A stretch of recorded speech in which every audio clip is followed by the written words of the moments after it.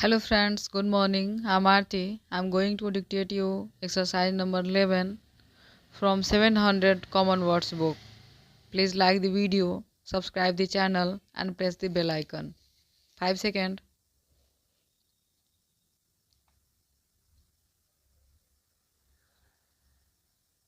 Start. From the lives of great men, we learn many things, much that is of value to us in our own lives. Not the least important thing, perhaps, which the life of almost any great man teaches us is that we have time to do those things which we most want to do. As young people, we talk lightly of what we would do if only we had the time. As old people, we look back upon lost opportunities and wish that we had had the time to follow this course of action, that line of training.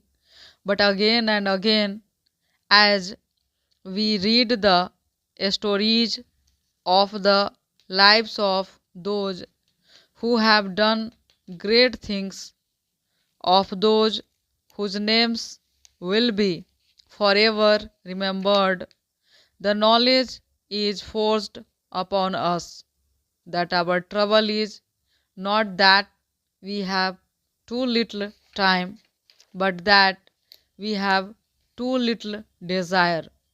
Our desire to move in a certain direction is not strong enough to influence us to take the necessary steps to use for that purpose the hours which are being spent in other and possibly less profitable ways.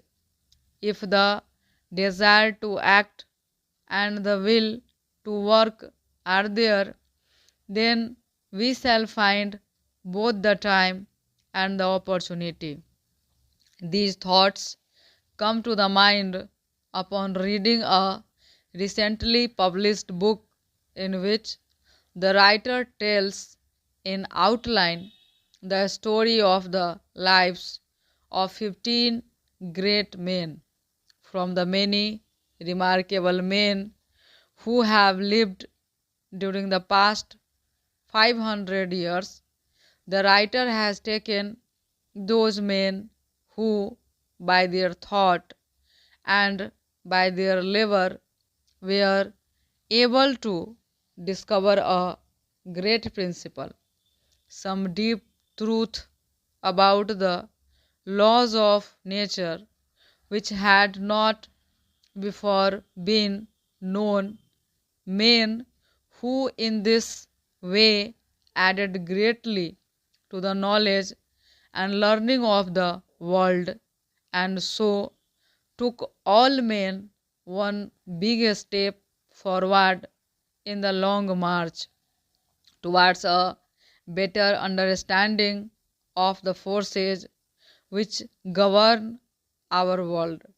It is not possible to read this book, or indeed any book of this nature, without feeling an increased respect for the power of man's mind, an increased respect for his learning, for his continued attempts to find the truth, even when faced with great difficulties.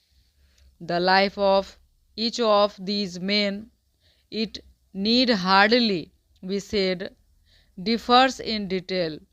Some of them showed themselves, even as children, to have reasoning powers beyond what we regard as usual. Others were just simple children, showing no special powers of any kind during their early years. Some were one idea men working only in their special field. Others developed remarkable minds and became better than most men in most fields of learning. But common to them all was the power to work for very long hours, hours spent in deep thought, in careful planning, in the perfecting of ideas and the putting of results together piece by piece to make the whole a whole which was to surprise the world. Most of them lived to an old age, few dying before reaching 70 years of age, and several living to be over 80. Naturally, the thought must come, was there any connection between these two facts? Did these men work beyond the powers of common people because they were strong in body beyond the common person, or did they owe their long lives to the fact that they lived principally for them, for their ideas, paying little attention to the many pleasures which interest the masses, earning little for food and drink and for the company of other men and women? It is difficult to attempt an answer. We cannot be certain, but long as was the life of the man himself, it was short when measured by the life of his work.